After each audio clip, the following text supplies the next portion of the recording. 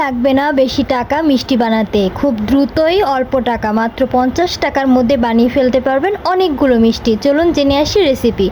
আমাদের লাগবে স্লাইস করা পাউরুটি, 20 টাকা প্যাকেটের একটা পাউরুটি হলেই হবে।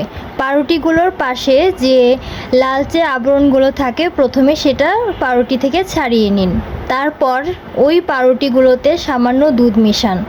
এত বেশি দুধ দিবেন না যাতে ওগুলো নরম হয়ে যায়।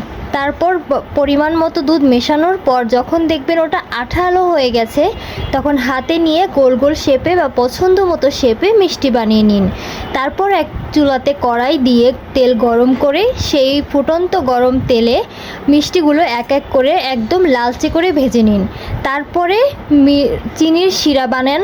চিনির শিরা বানানোর পর মিষ্টিগুলো লালচে করে ভেজে নেওয়ার পরে সেই শিরার ভেতরে মিষ্টিগুলো দিয়ে দিন। ঢাকনা দিয়ে ঢেকে রাখুন। 10 মিনিট অপেক্ষা করে তুলে নিন। দেখবেন তৈরি হয়ে গেছে আপনাদের মজাদার মিষ্টি। রেসিপিটা ভালো লাগলে সবাই শেয়ার করবেন। ভালো থাকবেন। আল্লাহ হাফেজ। আসসালামু আলাইকুম। হ্যাঁ, আরেকটা কথা, অবশ্যই কিন্তু চ্যানেলটা সাবস্ক্রাইব করতে ভুলবেন না।